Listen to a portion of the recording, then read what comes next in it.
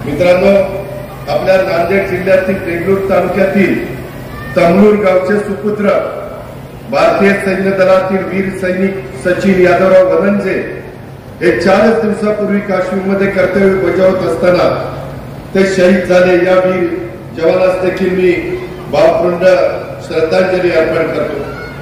मित्रांनो, आपल्याला बऱ्याच जणांना माहिती असेल, सेवारत सैनिक सचिन वनजे हे 6 महार रेजिमेंट मध्ये 2017 साली सेवारत झाले आणि सध्या ते जम्मू आणि काश्मीर मध्ये तंगदार येथे कार्यालयात काम कार्यरत होते।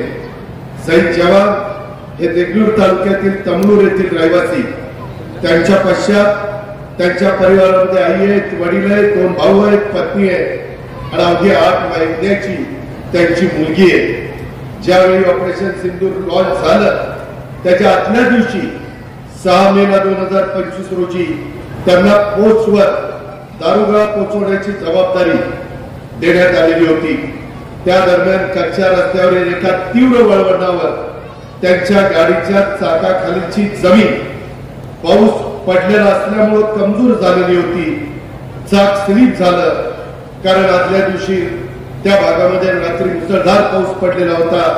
रस्ता कच्चा होता, पूर्णपणे चिखलमय झालेला होता आणि रस्त्यावरून त्यांची गाडी खोल दरीमध्ये कोसळली आणि त्या कारणामुळे आपला हा जवान त्या ठिकाणी जागीच त्याला मृत्यू आला।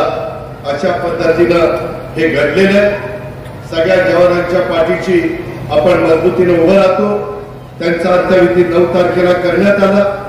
त्यांच्या युनिटने 6 महार रेजिमेंटने त्यांचा बॅटल मध्ये जाहीर करून कॅज्युअलिटी करून त्यांचा प्रस्ताव आता वर पाठवलेला आहे। आर्मी हेडक्वार्टरवरून तो प्रस्ताव मंजूर होईल। मी आपल्याला सांगतो की शासनाच्या तर्फे आर्थिक मदत म्हणून मला माहिती आहे की किती पैसे गेले तरी देखील गेलेली व्यक्ती परत येत नाही, परंतु आपल्या महाराष्ट्राचा जवान जर तिथं देशाच्या करता शहीद झाला तर त्याला महाराष्ट्र शासनाच्या वतीनं एक रकमी त्यांच्या कुटुंब पुढं त्याचं व्यवस्थित चालावं म्हणून 1 कोटी रुपये देण्यात येतात। ते पैसे निश्चितपणे राज्य सरकारकडून देण्यात येतील। मी आताच जिल्हाधिकाऱ्याशी बोललेलो, आता पण कार्यक्रम झाल्यावर मी त्यांच्या पत्नीला आणि त्यांच्या कुटुंबियांना भेटायला जाणार आहे। रमाई घरकुल योजनेमध्ये देखील त्यांच्या परिवाराला घरकुल देण्याच्या बद्दलच्या सूचना मी जिल्हाधिकाऱ्यांना दिलेल्या आहेत। शहीद जवानच्या विधवा यांना शासनाच्या प्रचलित धोरणानुसार नोकरीबाबत पाठपुरावा करण्यात येतो आणि त्या पद्धतीने देखील शहीद जवानाच्या पत्नीला फॅमिली पेन्शनची प्रक्रिया त्यांच्या युनिट मार्फत 15 दिवसामध्ये पूर्ण करण्याचा आपला प्रयत्न आहे।